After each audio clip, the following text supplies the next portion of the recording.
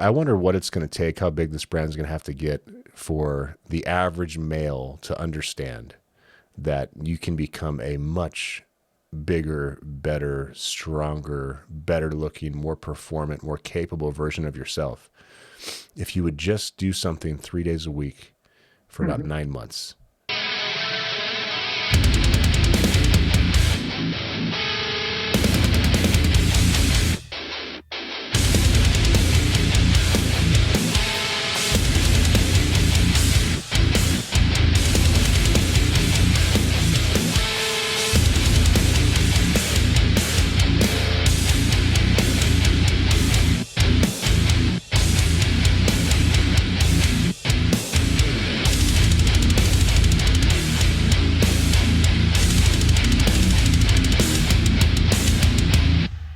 Today's guest is Mark Diffley, starting strength coach. He's an engineer.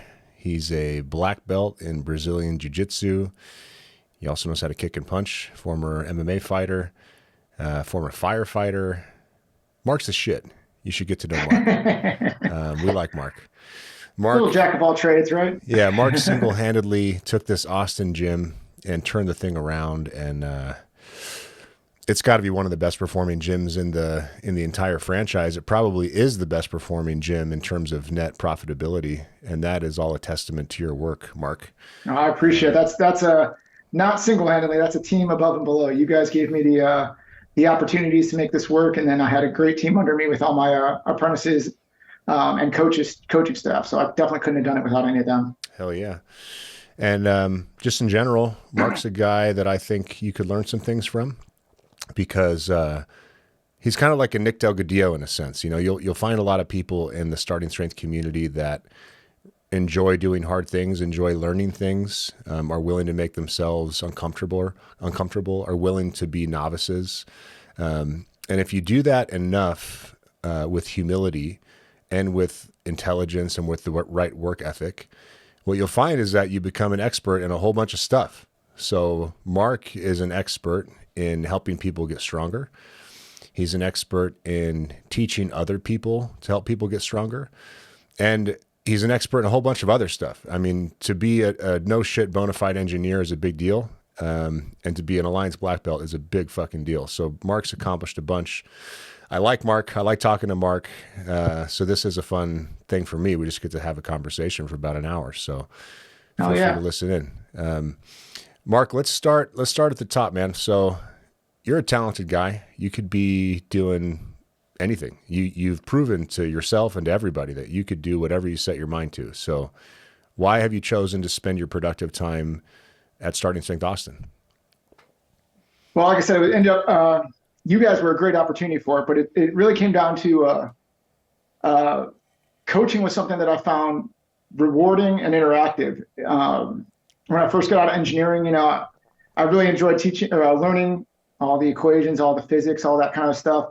And then I got to my job in, you know, the real world, and it was sitting in a cubicle doing fairly monotonous and mindless work, you know. And I'm sure there's a part of there paying my dues, but it never clicked right.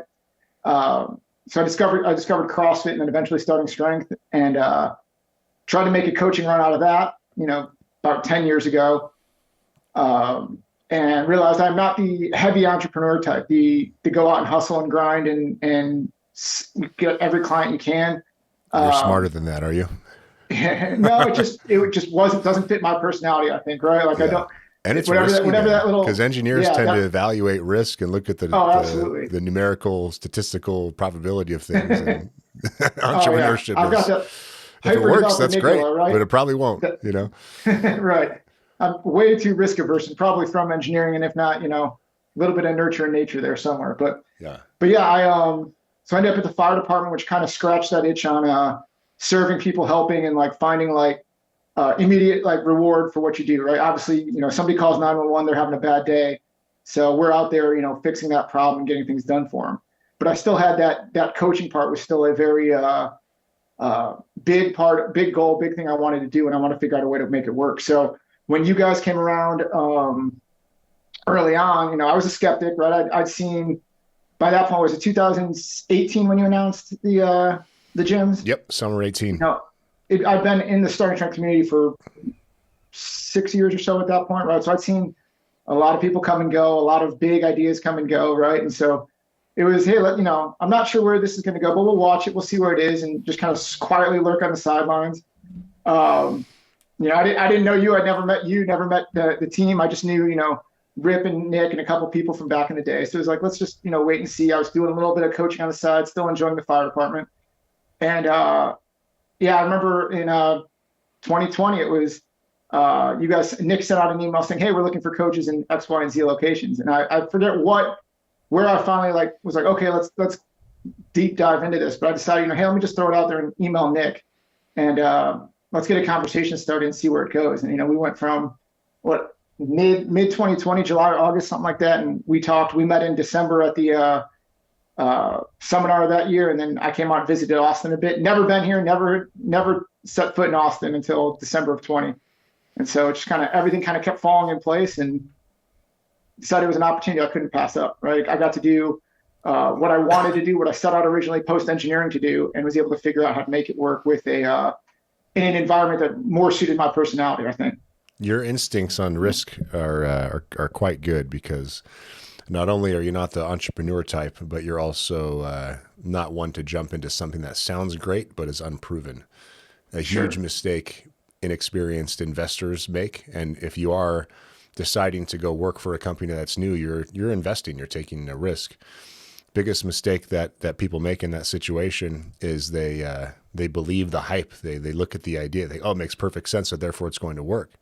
And right, everyone else thinks it makes perfect sense too, right? Theory is irrelevant. We need to see this. The hypothesis rather is irrelevant. We need to prove this thing in the real world before we can be sure it's going to work. So I think your hesitation was wise. I'm curious, man, as you're talking about the story and how things unfolded, were you at all taken aback at how confident I was that you would be good at this job? In other words, I didn't know you, but I was already a big supporter of yours. Do you remember that? Yes, I do. And I remember, I probably remember thinking is this guy sure, or is he just, jerking my chain to make sure I feel good about it, right? And I'm probably way more critical of myself than I necessarily need to be. I tell Jen all the time I've got imposter syndrome almost every time we all get together with, within the other coaches. And I think, that's hard to control, but I do think that it's people have told me before, if you get imposter syndrome, that just means you give a shit, right? You're worried about being able to be, good at what you do, and you want to do a good job. So, well, how about this? If you're not going for, if you avoid imposter syndrome, or you never experience imposter syndrome, you're not hitting new PRs in your professional life, right? Because it's the same anxiety, it's the same insecurity, the same fear as when you're getting under a heavy set of squats, whether it's a 1RM or a 5RM or whatever. You're like, am I the guy that's going to put this weight up? Is that, is this new PR? Is this PR going to go? Right. Yeah. So I just feel like if you're not making yourself constantly uncomfortable in life and all the things that are important to you, you're not learning as quickly as you could be. No. And it's a skill that goes away quick too, right? If you get complacent and in a comfort zone, right? It's easy, it's comfy, hence the term, right? And then if you don't get used to doing that again, it takes a little bit to push back out of, right? And even like I said, making the jump from the fire department to here, I really enjoyed the fire department. That was a fun job. That was a good job. And it was one of those where I just needed this was a big jump, and I needed a few things to line up for me. I needed a few pushes from some key people in my life, and just as it's going to be all right if you do this, And then, I know it's going to be all right somewhere in there, but the panic button, the survival instinct doesn't do that, Absolutely. And then you've played your cards right. You've got a decent salary. You're welcome to share that with the group if you'd like. You also are now an owner, so you've demonstrated to be so valuable to the business that you've been jumped in as a shareholder. We actually can't jump you in because you can probably beat us up, but figuratively. There's enough of you. There's always enough of you. Yeah, right? Good point. Strength in numbers. And then now, I believe you guys are looking to open a second gym in Austin. Can you tell me what the plan is and where you guys are at the moment? Sure. We just remodeled part of our existing gym. Jen was here this past week, and we got through what was supposed to be a 4-day project turned into about a week and a half project, but they did a kick-ass job updating the gym, bringing it up to current spec, changing some of the things that we had set up in the back to make it look really sharp, give us a little more room in our office, or our converted changing room to office, I should say, but it's more usable for us. And then the bathroom's been updated, the platform's been updated, so it looks great. And then the next step, yes, is hopefully a second location. We've got a pretty busy gym. We've got almost 100 members, I believe, at the last count. A little over that with almost 120 with our online clients and our nutrition clients. But as far as in-gym members, we're about 100, I believe. So we've been looking somewhat casually at a second location since early in the summer when we were at our peak. Yeah, because your capacity is 96 members, unless you add additional sessions. You guys have had to add additional sessions because you have correct. You've got a waiting list. You're full, right? Yeah, we run 7 classes a day right now, and then a couple weekend classes. And I think with 3 times a week, I think it's 104 is the total number of people we can handle. So that's, but we've got a couple 2 times a week, couple 1 time a week that kind of balance it up. But we were, especially a couple months ago, we were pretty damn close to full in every class. We got a couple limited spots right now, and then we'll be back to full again. So it's been going great. Austin, for those not familiar, tends to have a north and south divided by the Colorado River. So the second location is going to be south of the river, and that seems to be a artificial boundary for a lot of people to travel with traffic and things like that. That seems to be the line in the sand people have. So we'll have one down south to be able to offer out to more people down there. I figure that will take. We're still looking at a location, still trying to find a space right now. Some of that is above my head and understanding in the commercial real estate market, but God bless Jen for what she's doing to help us out with it. And then once we get that open, I think about maybe a third of our current clientele will move south because it's closer to them. That'll give us a good starting momentum for the south gym, and then to open up a bunch of slots for the north one. Nice. Yeah, and planting no timeline for it yet because it's all gym to the new gym is useful. It's been done in Katy after the Houston gym opened. It's been done in Plano after the Dallas gym opened. When somebody wants to sign up for the gym, so let's say you've got an open house on a Saturday, and someone's like, "Okay, cool, yeah, this is a great fit for me. How do I sign up?" What do you basically just have like, "Oh, well, we only have 3 sessions available, so you have to pick from one of these 3." Is that how it works? Because you guys are so full, or what do you do? Do you have waiting lists? So I've got a waiting list option there built in. We have it built in the website, so we've got the couple iPads at the gym. We'll show them what's available. We'll show them the wait list. And then we usually will strongly suggest, hey, take what you can right now and get in the gym, start training. Even if it's only 2 days a week, do what you can. And then we can put you on the wait list also for whatever class you do want, because. And what do you charge for membership there? We are currently at $405 for 3 times a week. And on January 15th, we're actually going to increase that to $455. So we're bumping all our rates up. It's about time. We're full enough, so I think it'll be a good move. So, what? Explain for the people out there that this isn't clicking for.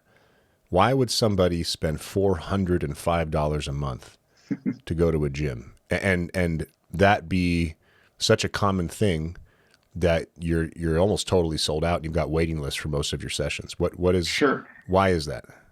Well, I'm amazed that it seems to be we either have people that immediately like, wow, that's a lot, or if people that don't bat an eye and just sign right up. There doesn't seem to be the middle ground with it. But we've done a good job, I think, breaking it down. You've got the advertising. We talk about $31 a session, right? And so monthly membership, $31 a session. But if you really break that down to a per hour basis, you're paying about $20 an hour, right? To get coached by an SSC.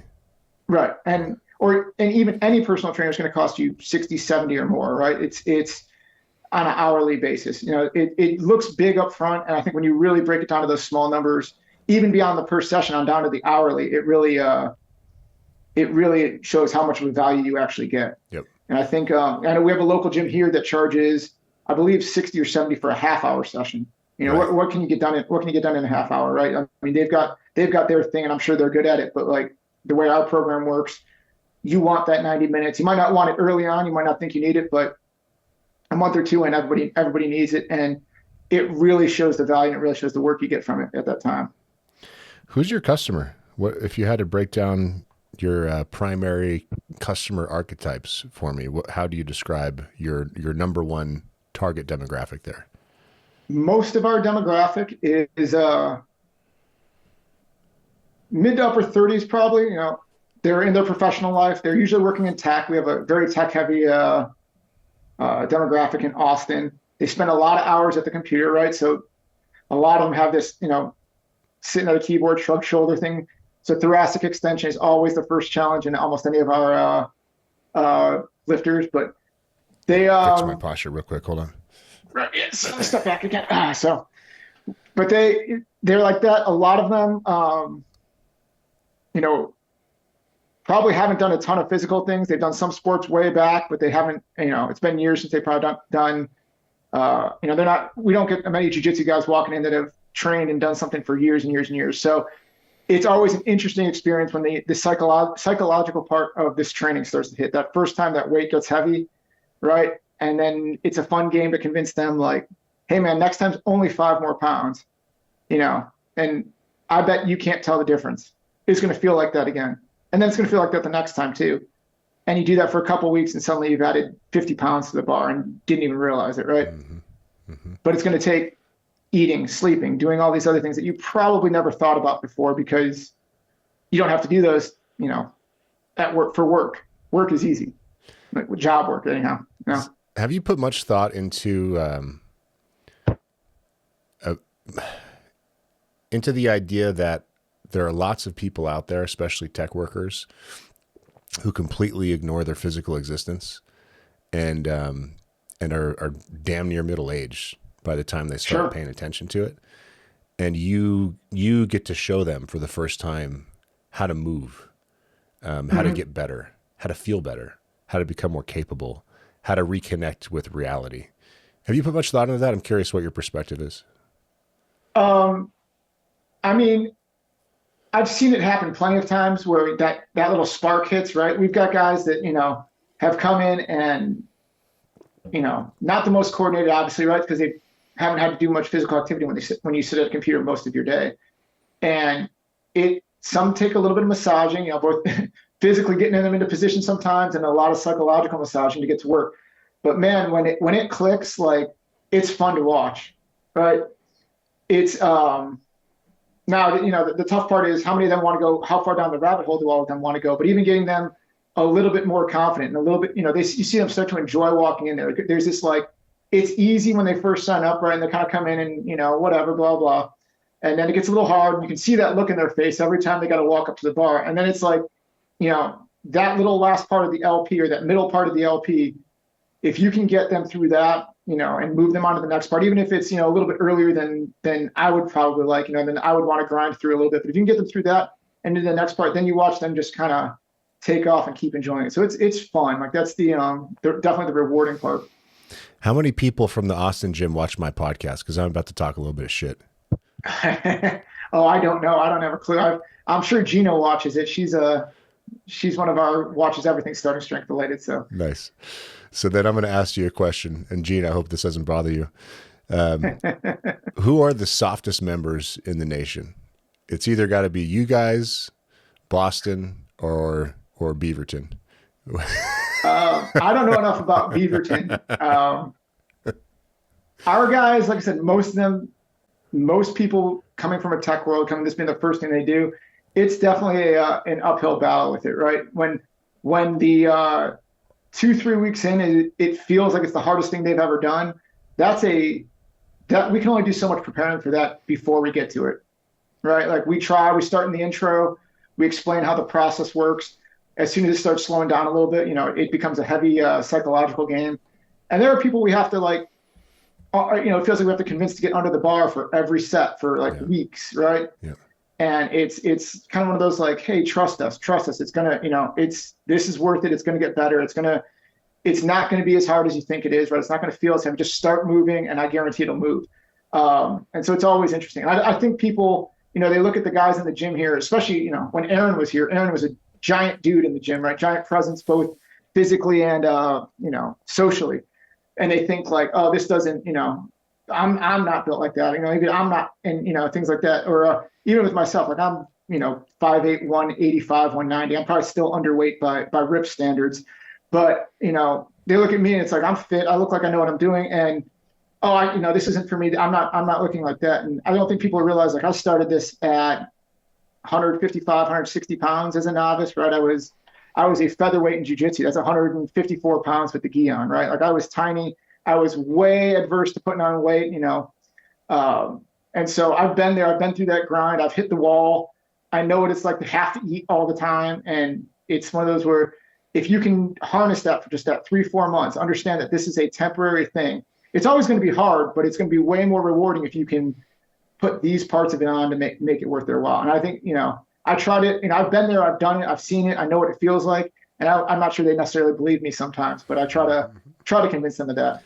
Luckily, I've got a apprentice, David, who started with us, started at 135 pounds, refused to eat, crashed his LP, and then eventually figured out that, if he eats, this actually gets better. And it actually becomes fun. Yeah. Right. It's rewarding and fun when you're actually recovering appropriately, because then you can see where it takes off. So he's been a good speaker for that part too, also, just because he's got pictures in the gym just last year, just the year before, being tiny, and saying, like, look, like, I wasted my time for the first however months because I didn't want to eat. And then when I ate, it got better. And, now he's almost an adult male. He's every once in a while floats over that adult male line, and he looks good. He's lifting more than I am right now. And he's putting work in. So hell yeah, man. Well, I can understand, I can understand how people think, because I remember before I became stronger and heavier than I was, 80 pounds of body weight ago or whatever. I'm sitting at about 250 right now, up from less than 170. Yeah, man. I mean, I just thought that you were born strong. When I looked at giant dudes, it's like, I look at half Thor. I'm like, it's just, just born. He was already built that way, right? He just got a little bit stronger along the way. Yeah. And, I just spoke to some prospects out of Philadelphia this morning on a Zoom call. And, one of the guys is a 6'6", competitive squash player. And wow. He just, looking at him on the Zoom call, just looks like a normal guy. He's 270. Good Lord. He's 270. Big boy. Yeah. He's he's a thick, strong, dense boned, muscular dude. Yeah. And I just think it's interesting. I wonder what it's going to take, how big this brand is going to have to get for the average male to understand that you can become a much bigger, better, stronger, better looking, more performant, more capable version of yourself if you would just do something 3 days a week for about 9 months and not miss a workout. Without $12,000 in a growth hormone a month, right? Actually, you don't fucking need steroids, guys. Right. You just need barbells, technique, and a good program. Now, if you do steroids, you'll get stronger and your aesthetics will improve, but you don't need them, and we don't condone them. But I was also curious, this gal, Gena, that you mentioned. Yes. So Jen mentioned her to me. Tell the audience about Gena. Gena is fantastic, but she is a great speaker, a great proponent for the gym. She came in right after I started. So I started in March of 21 officially at Starting Strength Austin. She joined shortly thereafter, and could barely squat to the bench. Was so nervous about squatting, sitting down and losing balance. She had 2 knee replacements. And I was so worried about balance and so worried about muscle control, but she knew this was what she needed to do. So she came in, we had her, start to the bench, start with what range of motion she had, start gradually increasing that over time. Got the bar on her back, got it a little further down her back, right? Got her off the SSB and onto a regular bar, got her safety in squat the right bar position. for you non-industry people. Yeah. Safety squat bar, little handles here. Got her the bar on her back, was able to get it, a little bit lower into position, a little bit lower. And we had her squat into a box for a little bit. And I can't remember, she's been to 2 seminars and a self-sufficient lifter course up at Wichita Falls. That's how much she loves going to this thing. Loves going to visiting Rip and Nick and giving them a hard time. What did she think of Rip? She loves him. They are well antagonistic of each other in the best way possible, right? So, but man, you guys in Austin are actually it's not about getting stronger, right? It's about the putting as much weight as she can, and then improving her quality of life, right? For sure. Yeah, and But you guys in Austin are the anomalies because most gyms, that's a demographic. I mean, I think I'm assuming she's postmenopause, but I think postmenopausal women are the future of the brand. I mean, as far as most bang for your buck and like most profound quality of life enhancements, absolutely. When you're a young guy and you know you feel like shit and you look like shit, it's definitely better to address that, and that's important, and that's why you and I are here. But man, if you can hardly move around, right, and you can reverse that well into the second half of your life, that's powerful stuff. And just think what percentage of women in that demographic know that that's possible. 0.0000001%, you know, but it's getting better. Yeah. You know, they seem to realize either through the internet or maybe a few doctors that seem to know like resistance training is the way to fight osteopenia and bone density issues, right? It's we've had a number of older women that come in for that reason, and they do get to see the results they want, right? You know, and even Gena, now she's squatting, you know, I think over 100 pounds now without a box. You know, Nick and Rip took that away from her when she wasn't looking one time up there and did the hard part for me, right? You know, we work with these clients, we get them to trust us, and then it's hard to like pull a box out from under them. But being up at Rip's for a weekend, you know, he doesn't owe her anything. There it goes, you know? Ripped off the Band-Aid. He gets to be the asshole, right? Yep. That's his preferred mode of operation. So you did him a favor. It is. What have you done since Aaron has left? Because Aaron is, like you said, a big personality and a big guy. And I know he's such a magnetic presence. And I know that he attracts people to the gym. He attracted people to the gym. Not that you need to attract more people to the gym because you guys are full, but what do you do in his absence? What do you do for gym number 2? How do you fill that gap? So, for one, we don't mention his name at the gym anymore. If anybody says it, we usually just answer with who. You know, we keep a list of names that are no longer mentionable. He who shall not be named. He's the latest. But no, I got a great group coming up behind him. Jeff Bronis has been a great coach. He pretty much took over Aaron's classes. He'd already been apprenticing within those classes, so we had a good rapport with the members. So it was a nice, easy transition we made. I've got David, who's coming along and almost ready to coach too on his own. And then I've been lucky and gotten another 3 apprentices in the last month and a half. So I'm positioning us so that when we have that second gym open, if the timing all lines up and all these guys are chomping at the bit and at the right time and place, they're going to have spots to coach. They're going to have opportunities. So. Awesome. Trying to thread a needle real nice, you know? Yeah. It's not catastrophic. You can lose key people and still survive. Right. That's just one of the challenges of leadership. Right. The more, if I can keep all these guys and everything works perfectly, then we fit plenty of classes across the board and none of us get stretched too thin. If it goes the other way, you know, we'll make do. We've had to do that a couple times here between all the staffing changes over the early part there. So we'll get the job done. Jen observed one of your meetings recently, and she was gushing about how impressed she was with how you handled it. And if I'm trying to remember, but I think the thing that really impressed her was that you had your guys. What was it? Was it role playing? I know you were. We were presenting stuff. What are you doing? If it was this last week, I had them presenting some information. Presenting, so. That's what it was. For the people that are within the Starting Strength Gym system, or for those that want to join us eventually, can you break down for us exactly what you've done? Because I hope people copy that, and I hope you share that as broadly as possible. Sure, absolutely. So we do a weekly meeting every Wednesday morning. So it's kind of middle of the week. It just fit the schedule, right? So we get all the coaches together.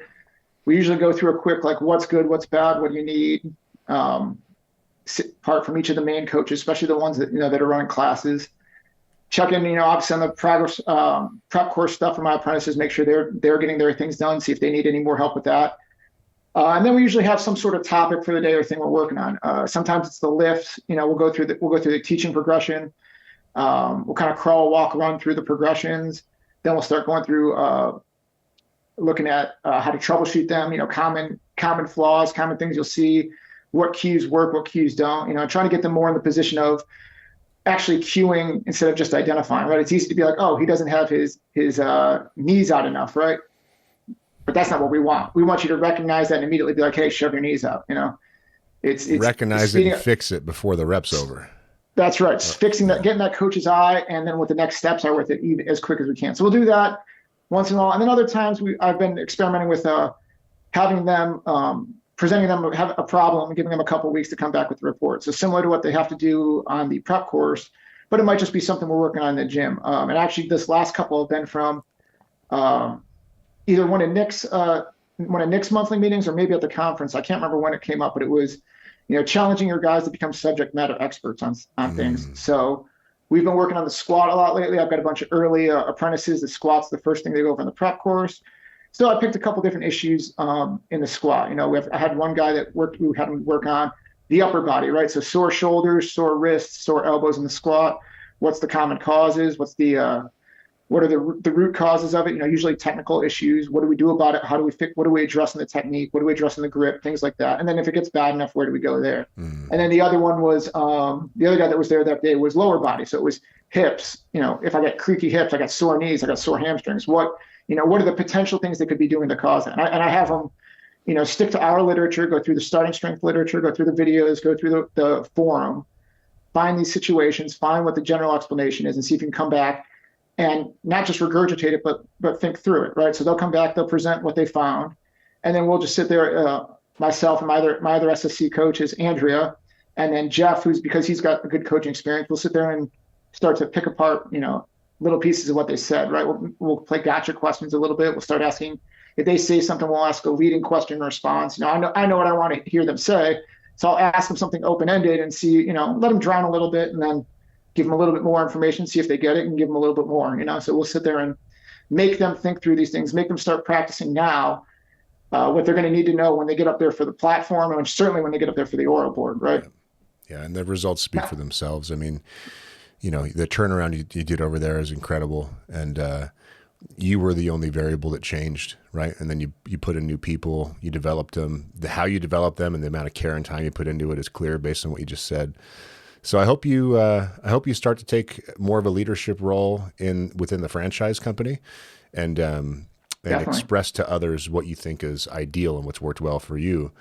Because, man, I think what you'd find if you sat shoulder to shoulder with a dozen other head coach, gym manager people in the system is that you'd be at the top of the heap.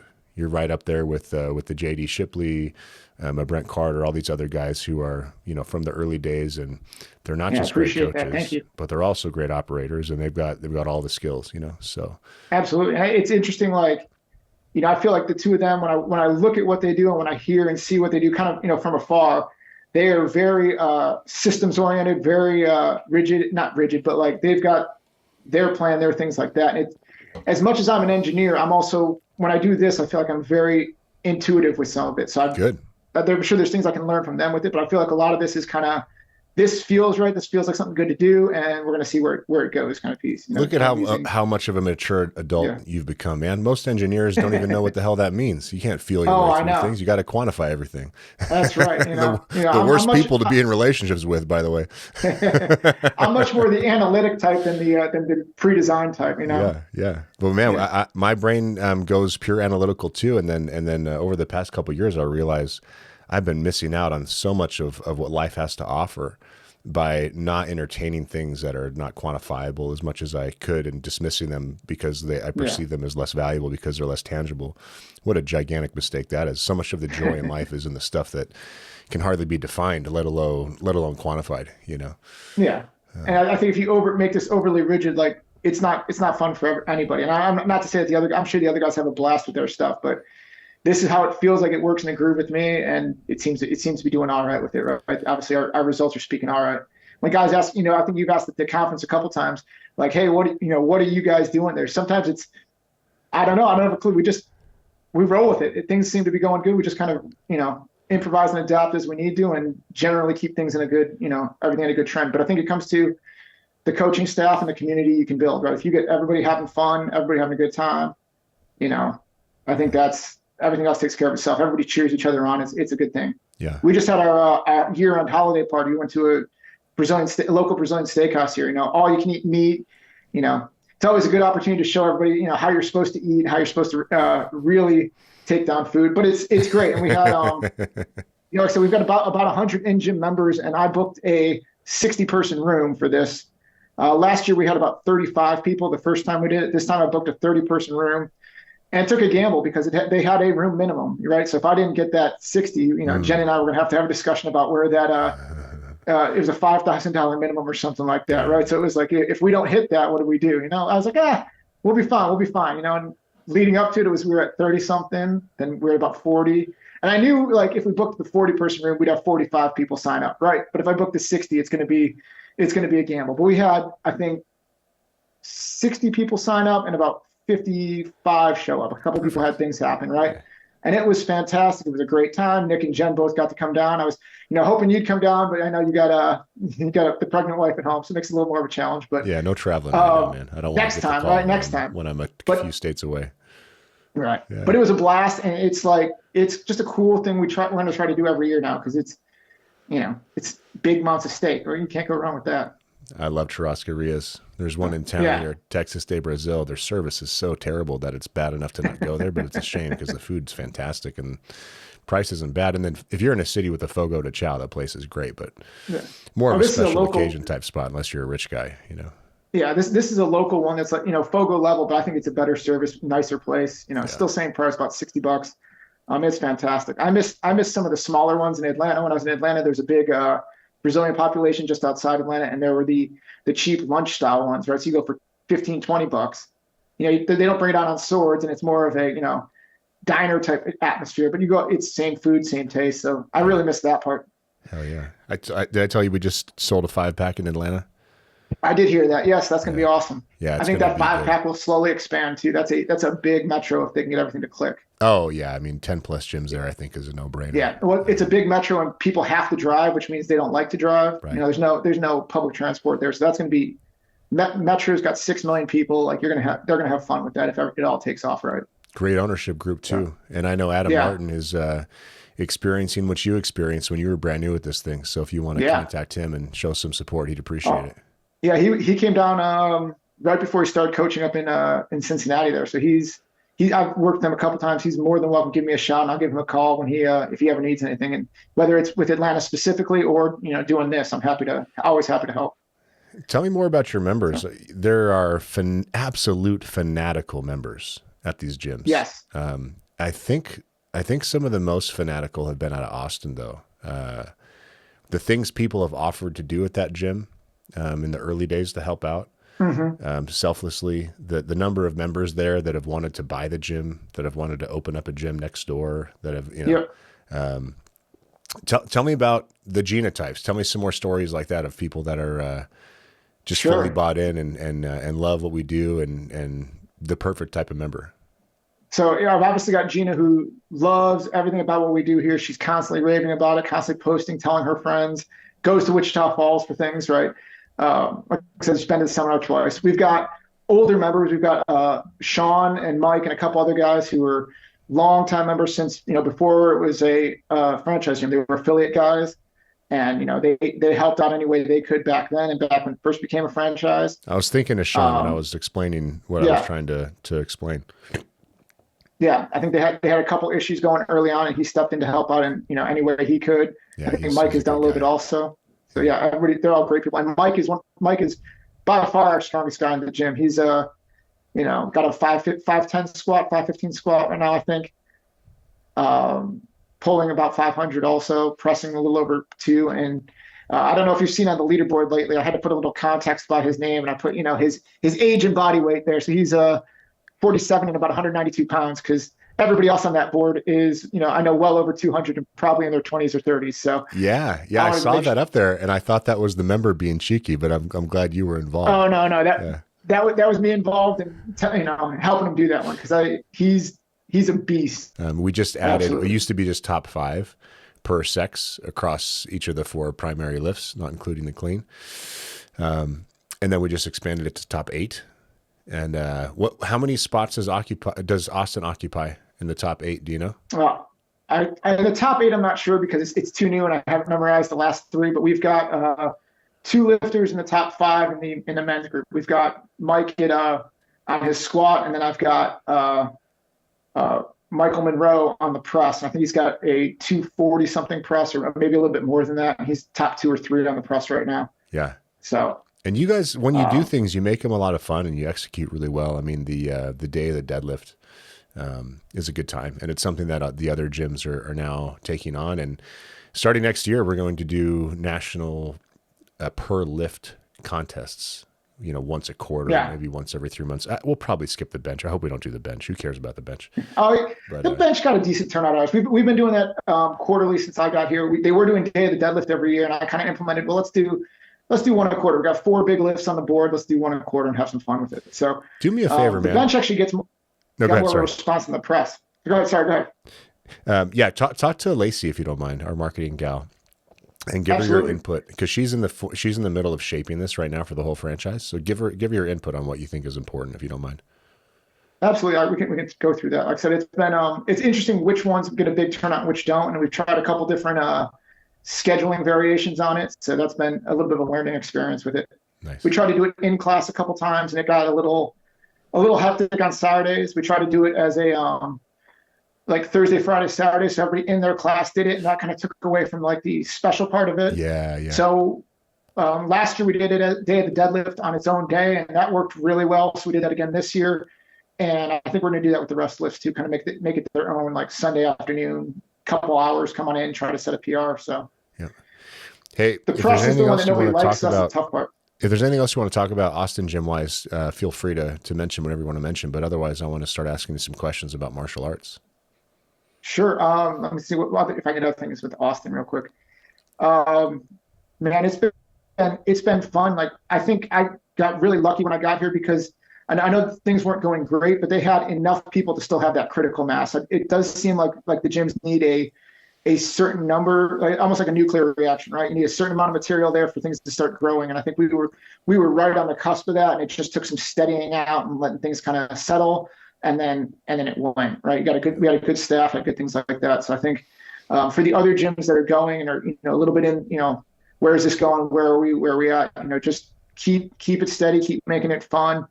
And I didn't have to slug through the early part, but I know that it's going to feel like a damn war for those first, 40, 50 members. But there's some number, probably around 50 or 60, that like enough of the classes are full. They start becoming fun. When people walk in and visit the gym, they see a vibe there. And so it's, once you get to that, then I think it's just making sure you got a good culture and letting things go from there. Each group has its own energy. You walk in the door and you have a feeling that is not describable. It just is based on the energy and the people in the room. And I can't recall the last time I walked into a starting strength gym and haven't had anything but a positive feeling when the people in there are lifting and the coaches are supporting. And then I'm coaching once a week at Boise. For any of you guys watching, if you ever are in Boise, drop me a line. You can come by. I don't charge for my session. I just do it for free, because when I end up charging for coaching, I like it less. But Thursdays at 2:45 p.m. every week. So see you there. That's cool. Let me talk to you about martial arts, man. Not so much because I think the audience is going to love it, but just because I like talking to you about martial arts. So you're a jiu-jitsu guy. You're a Muay Thai guy. You've done MMA. Mm-hmm. Tell me about how strength has influenced, changed, whatever word you want to use, your game as a martial artist, and then I'll tell you what it's done for me. Sure. Well, I did Thai boxing first, and so that was early in my 147-pound days. Right, I was fighting 147 in Thai boxing. Had about 6 amateur fights, 5 or 6, I can't remember. And I was small. I was in college or in grad school actually at the time, and didn't think anything about strength. Right? I just wanted to be small and fast. And it's tough in that sport. I mean, you've been there, right?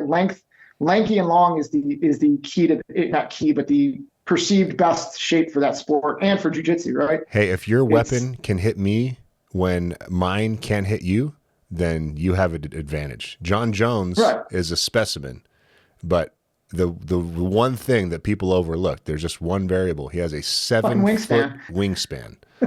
Right? Right. So yeah, agreed. And he moves it faster than any of us can, right? So, so I think it would have been a really hard sell for me to lift when I was Thai boxing, for me to want to put on weight, particularly because of that length with that jab and being able to reach things. And I'm probably wrong in that a little bit. I'm sure Rip would disagree, but that was a hard thing to get, a hard truth to kind of reconcile between the two, right? But Thai boxing was a blast, man. I loved doing that. Don't miss it. I don't miss getting kicked in the head. I don't miss getting punched in the head or kicked in the legs. But or how about just being in pain constantly, like from head to toe? Right. Yeah. Yeah. Yeah. I was watching this documentary the other day, and the guy who had broken English, and apparently he's like, Muay Thai is pain. Yeah. Yeah, it sure is. I remember sparring on Saturdays. By the way, I'll shout out Peoria Athletic Club in Peoria, Illinois. That's where I started all this. Did my kickboxing there. Ryan Peoria, like Western Illinois? Like yeah, Peoria not near Macomb's where Western is, right? But an hour away is Peoria, Illinois. Oh, how weird is that? Huh. Yeah. So I went there, started Thai boxing my sophomore year of college, and Ryan Blackerby ran the Peoria Athletic Club there, and he was awesome, great Thai boxing instructor, still is. And then got into jiu-jitsu there a little bit. I had he might have been a purple belt at the time under Megaton and Jack McVicker. His name's Brad Peplow. I think he's hospitalized right now. He's not doing too well with some health issues, but I hope he comes around. But I started that a little bit back then, and then moved to Atlanta and started doing jiu-jitsu, right? And so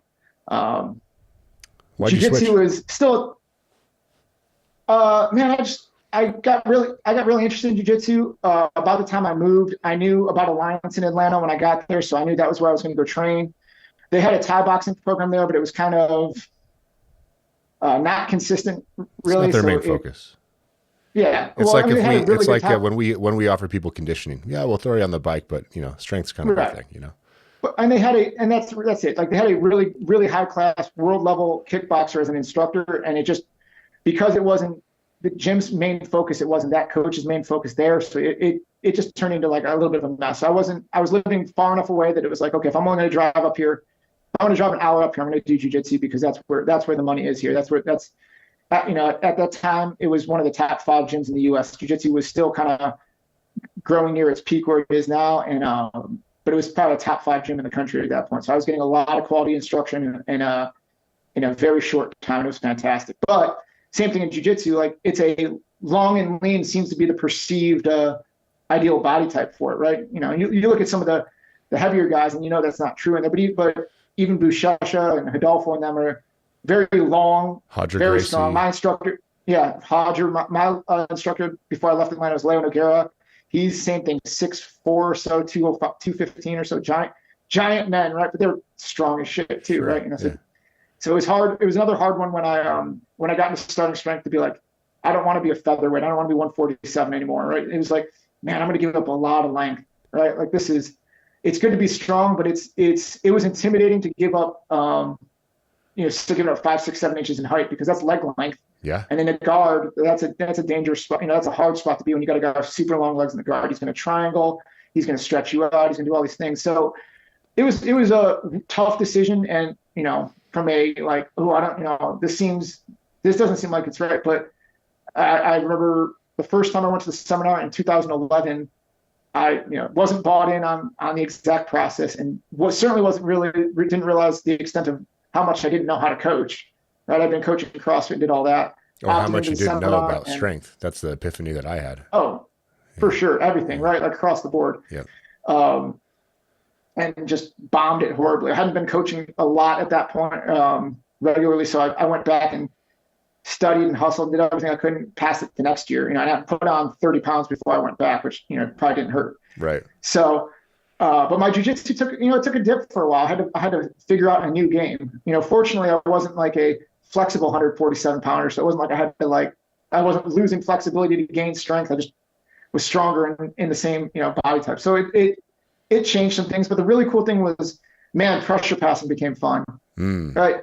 Like I got to lay on people and drive my hips in, and now I'm 30 pounds heavier doing it, and it's a blast, right?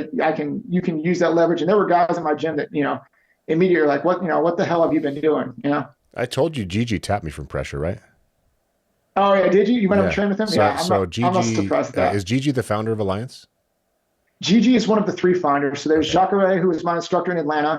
There's Fabio Gurgel. Wait, is Jacare Ronaldo Souza or a different Jacare? Different Jacare. This is the older Jacare. Okay. So Jacare is a Holes Gracie black belt. He moved to Atlanta in '96 and started the Alliance there. But he started this team with Fabio Gurgel, who runs the Sao Paulo school, and Gigi, who's up in Boise now, but he also ran the Rio school for a long time. And they have created some Gigi? Monster champions. How old is Gigi? Gigi's got to be late 50s, early 60s. I don't know off the top of my head. So I've met him a handful of times, and I don't know if he'd know me. I don't know if he saw me, but I just want to paint a picture for you guys that are watching. So I'm at 6'2", 250 pounds, reasonably strong, white belt. Gigi he's an older guy. When he walks around, he's not fully upright. He's hobbling a little bit.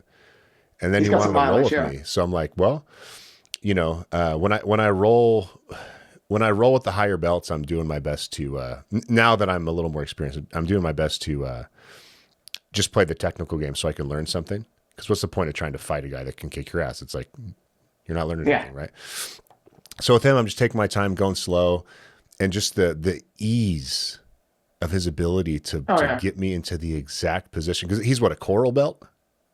Yeah, so he's been a black belt for 30 years now, something like that. It's silly. The ease in which he moved me around. And then I got tapped by him in a way that I've never been tapped by anybody. He's on top of me in side control. And all of a sudden I feel like my ribs are just going to, literally thought my ribs were going to break. And so I tapped. And then I think he got some satisfaction out of that. And he does it all the time. Sure. And I'm not even sure how he did it.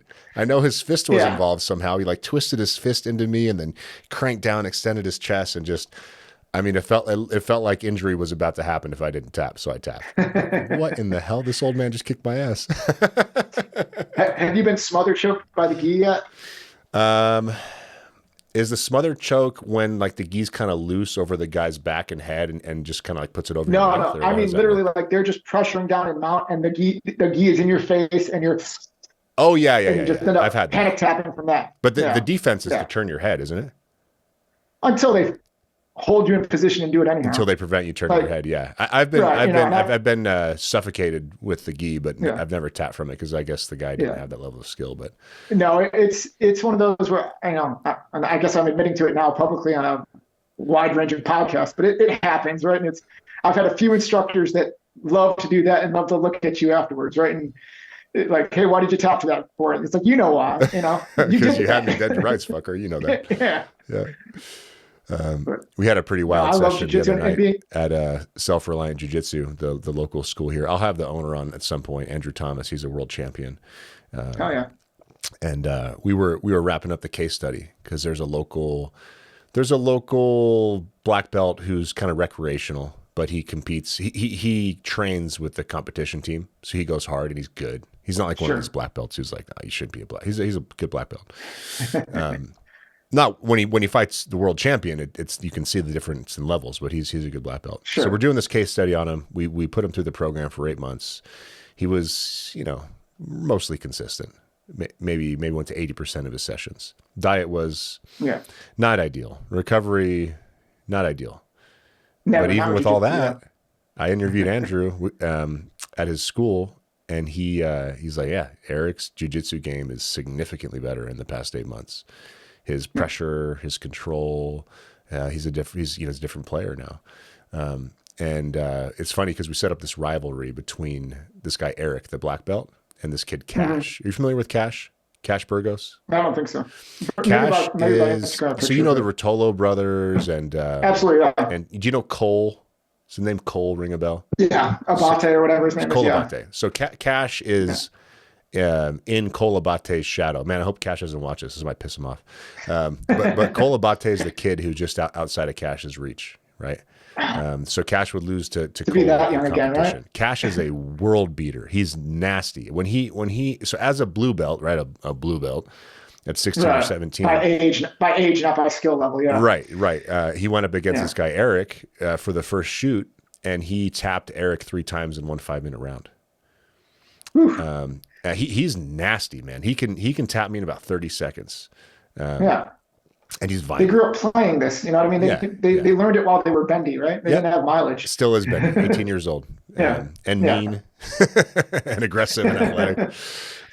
So he ends up rolling with Eric this past week. We're filming this in December of 2022. And it was basically stalemate. It's the two-factor model of sports performance. It's absolutely. It's, you can, once you get past the point of diminishing returns in any physical activity, whether you're trying to get stronger or becoming a better, ballerina, each little gain that you make will take more time and will be more difficult to accrue. And so when you get to black belt status, where you're making progress as a practitioner so slowly because you've already gathered up all those easy gains, what's the fastest way to get better at jiu-jitsu?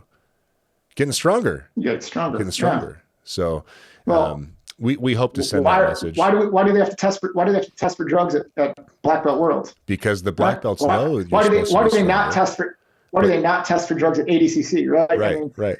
Because everybody in jiu-jitsu, might say, oh, it's technique, you want to be long and lean, this and that. And at the same time, they're on steroids. Okay, if that's the case, why are you on steroids? Are steroids for cardio? I mean, to an extent, but they're really for strength. It helps the recovery, but yeah. Yeah. But no, I mean, it's strength. When technique is equal, then you have to start looking at the outside factors, right? So if you assume at the black belt level, at the elite black belt level, technique is more or less equal, then it's going to come down to those outside variables, right? Some of them you can control and some you can't, right? You can't control your athleticism, but you can control your strength. And it's the same argument we use for the Olympic lifts, right? So why is it some of these guys can be stronger?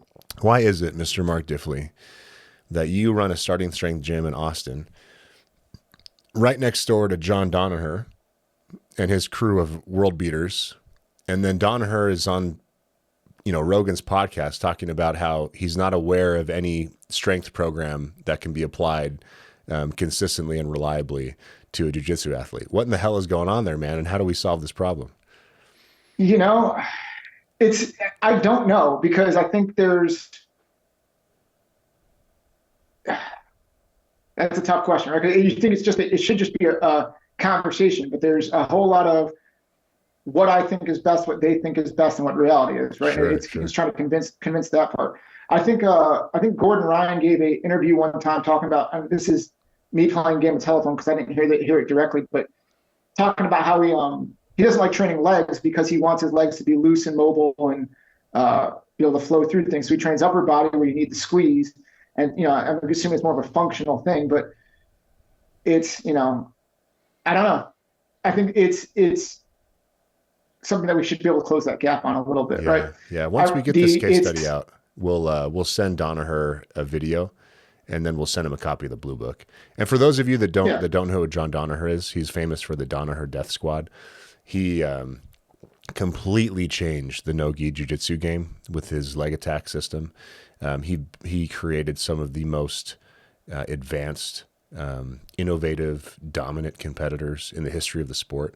The current guy on his roster, Gordon Ryan, is I love dominant athletes. Like an athlete that's so good, he takes all the other people that are best in the world and makes them look like they're amateurs. Yeah. That there's nothing more exciting for me in sports. Yeah. I even like that in non-combat sports. But when it happens in combat sports, it's so thrilling, Yeah. So if you guys want to watch history unfold with this brand new sport that's going to be a global phenomenon, jiu-jitsu is growing. Gordon Ryan's the king. He's so much fun to watch. He was a skinny, lanky guy. He got stronger with steroids and bodybuilding exercises. Yeah. He put a lot of weight on very quick and still trained jiu-jitsu at a high level, right? I mean, right. So we know.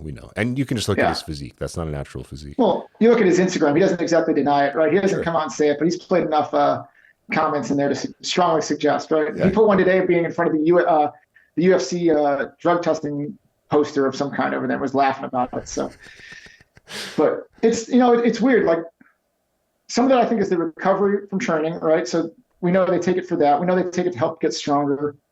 But I wonder if our program just recovery resources is intimidating, right? It's a lack of understanding of the two-factor model and how to apply it appropriately for that sport, right? So it's jamming people into the starting strength mold, the by the book mold, without understanding how to apply it to certain things. Yeah. And I think there's probably some middle ground in there that's the appropriate way to do it, right? Not everybody's going to. The local general strength people come in and run it 3 times a week. Yep. Your elite athletes, they might run it 3 days a week to get the movement patterns down, and then it might be every 3rd day or 4th day or whatever. It's going to change the way they design it. But Georges St. Pierre's coach out of TriStar up there in Canada really bright guy, really thoughtful guy. Had George doing the compound barbell exercises, but maybe just one top set, right? I can tell you from personal experience that starting strength is not conducive to a Muay Thai training camp. It's just a Muay Thai training camp absolutely exhausts all of your recovery resources. I'm only talking from the experience of someone who's done this without drugs. And jiu-jitsu is similar. But I think a little bit less demanding because I'm not necessarily condoning this, but I'm just telling you the way it is.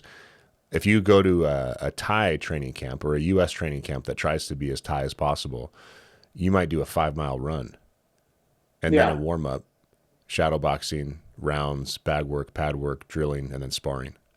3 hours, who knows how many calories burned. The amount of times you've jumped up in the air using your calves, moving around, running, tens of thousands of reps. Right? Yeah. Extremely fatiguing. You cannot do starting strength while you're doing that. You can still lift.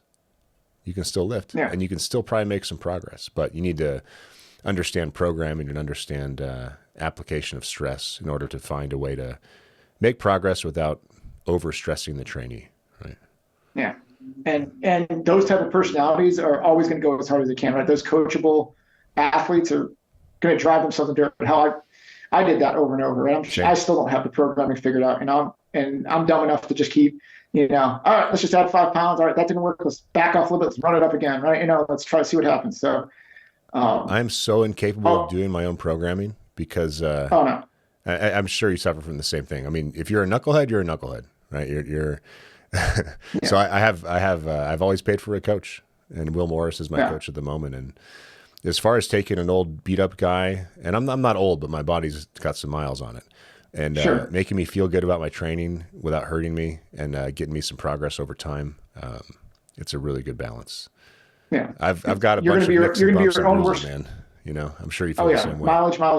Yeah, you're gonna be your own worst enemy, or you're gonna be your own worst critic, right? You're gonna either too far off the gas or too far on it. It's always better to have an objective opinion, right? And the more they know about what you're doing contextually too, the more it helps too, right? So Will's got a ton of experience with that. We got a lot of guys that do jiu-jitsu that, if program from them, JD just asked me to program for him as he's getting into jiu-jitsu.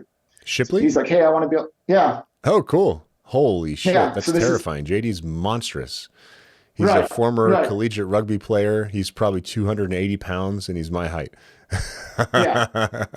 But he's a fish out of water in jiu-jitsu right now. So he's like, man, I can't recover, for my lifts, and I want to be able to do both. And I was like, well, welcome to being a white belt, right? Sure. Like this is survival mode and trying to efficiently survive before, and then you can slow it down and try to do shit from there. So, and if you're already strong as hell, you may just want to hold on to as much of that as possible and get the idea of setting PRs out of your mind if you're going to dedicate a bunch of your recovery resources to learning this new skill. And that's okay. What's not okay is if you try to do it all and then you suffer the consequences, Right. And I'm sure half the damage I've got in my shoulders and hips and stuff is from just years of overuse, trying to do everything all at once, trying to, sling things too hard. So. Oh, I was going hard. I was going really hard.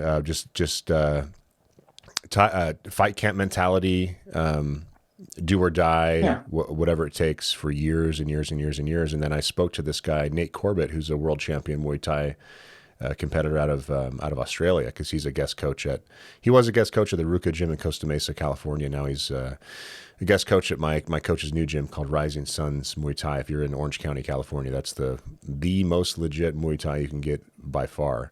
And he and I are sitting over dinner once, and I was telling him how shitty I'm feeling, and he goes, you only get one set of tires, mate. Yeah. I never thought of that. Yeah. Maybe I should start to moderate my training stress, Yeah, I get it. I think I for a while when I was really, really trying to get strong, I had to learn to do things seasonally. I had to learn, all right, this is going to be my lifting season, then this is going to be my jiu-jitsu season. And that seemed to be a good balance. Right? I had a coach at the time, which helped out with that. Yep. And then, for a couple of years, man, I just racked up too many miles and lifting stopped becoming fun. It was, it was like,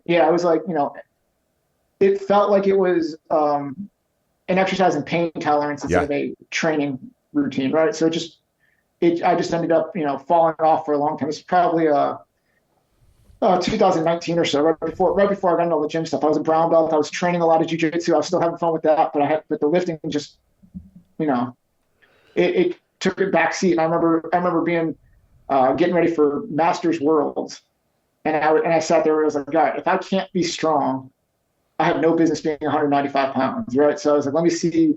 I'm going to go too much higher. I'm going to go guys that are strong at 195. And if I'm bouncing into a wall every time I'm training here because my hips hurt, my shoulders hurt, I can't make something happen. Let me back this off. So I did a little experiment, and I dropped all the way down to 160 pounds. I went back down to lightweight. Did a really smooth cut, felt great, but we're talking about the difference when I got strong. What happened with my jiu-jitsu? Well, the opposite happened when I got weak.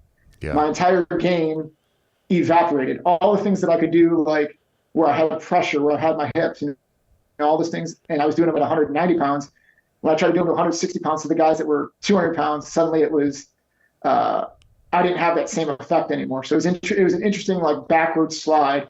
Not necessarily a performance. I had to make an adjustment, but just an interesting thing I didn't realize would be such a big deal. Yeah. And then when I got to the competition, it was all right. Like I was going up against guys my size. I wasn't that concerned about it, but it was interesting with my training partners how I was like, oh, I don't have this push and this leverage that I used to because I'm 30 pounds lighter and probably lost some decent muscle mass in the process.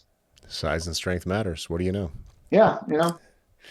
Well, let's leave it at that, man, because I could talk to you for hours about martial arts. Absolutely. We can keep going. And I'd like to, by the way, if you ever want to come out to Boise, we'll hang out on the patio. And yeah, I want to I'm going to try to coordinate a camp with John up there. I think that'll be a good excuse to come up and we can do some jiu-jitsu on the side. And I just got to figure out all the logistics that entails, Yeah. Yeah. Do it, man. I'll thank you for all of your contributions with a nice steak. We'll have some conversations. We'll roll some jiu-jitsu. We'll lift some weights. It'll be a good time. Absolutely.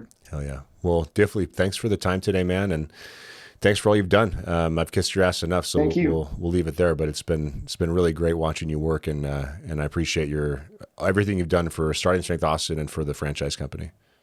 Well, thank you, man. Thank you for the opportunity, both speaking today or rambling today, and then let me do this. And thanks for giving me a great gym to kind of run and great group of people to work with. But you need to get down here and visit sometime too. I think we haven't seen you down here yet. And I know you're one of the guys in charge, so I think it'd be awesome to have you down here as well. I'll bring Lily down next year. We'll eat some as goofy as Austin has become in recent years, the brisket's still off the charts. So I'm happy to go man, there's still a few spots. Yeah. That was one of the first things I discovered. The last little story, I guess, with brisket is I used to make an okay brisket at the fire station. One of the best things you can do at a fire station is learn to cook, right? Because that makes you a very useful person at the station. And also sometimes it gets you out of doing dishes, right? And so learn to cook. And so I used to do a brisket, and it was all right. And then I came here in December of 2020, had Terry Black's barbecue, and went home and realized I can never cook brisket again. No, I will never ever get anything close to that. I can do it, okay, right? For a couple of firefighters in Georgia that maybe won't mind it, but I've been to the mountaintop. I've been to the Holy Land, and I don't know if I ever want to try making it again. Once you fly first class, it's hard to go back to coach, man. That's right. And I can do coach good, but I don't know if I can do first class. Yeah. Awesome, man. All right, Mark. Well, thanks again. Talk to you soon, man. All right, buddy. Thank you.